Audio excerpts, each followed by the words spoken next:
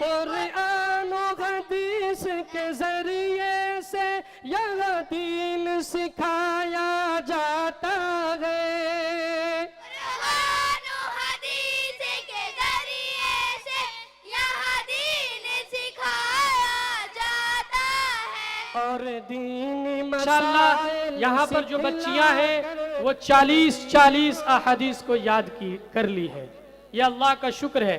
تو آئیے ہم حدیث پاک پیش کرنے کے لیے عالیہ بنت منظور سلمہ کو دعوت سخن دیتا ہوں کہ وہ آئے اور احادیث مبارکہ 1 سے لے کر کے 20 تک جو ہے وہ پیش کریں۔ اعوذ باللہ من الشیطان الرجیم، بسم اللہ الرحمن الرحیم۔ حدیث نمبر 1 ایمانیات پر الدین یسر، ترجمہ دین آسان ہے۔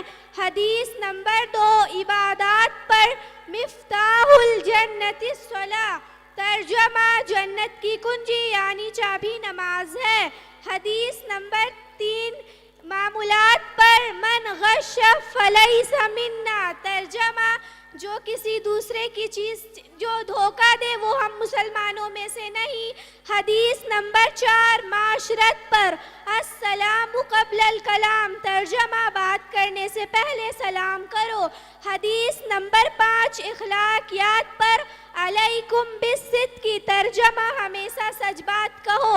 حدیث نمبر 6 ایمانیات پر انما الاعمال بالنیات، ترجمہ تمام اعمال کا دار و مدار نیتوں پر ہے۔ حدیث نمبر 7 عبادات پر الطہور شطر الایمان، ترجمہ پاکی آدھا ایمان ہے۔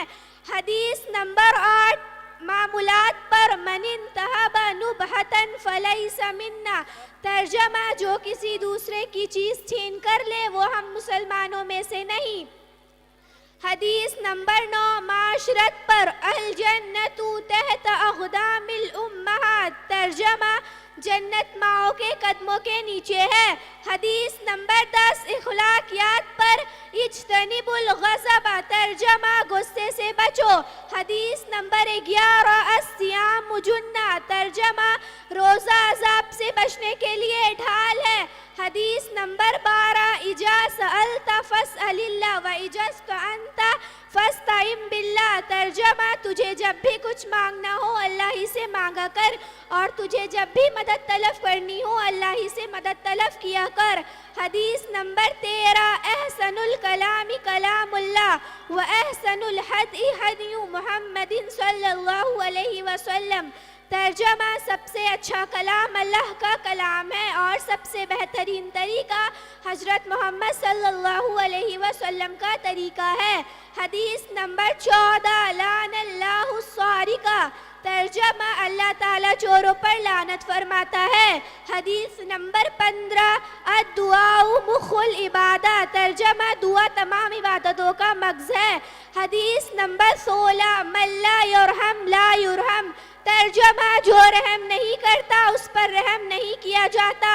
حدیث نمبر 17 طلب العلم فریضۃ علی کل مسلم، ترجمہ ہر مسلمان پر علم دین کا سیکھنا فرض ہے۔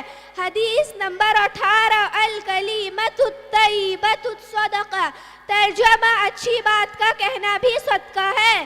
حدیث نمبر 19 لا یجتمع غبار فی سبیل اللہ ودخان جہنم، ترجمہ اللہ کے راستے کی گرد و غبار اور جہنم کا دھواں ایک ساتھ جمع نہیں ہو سکتا۔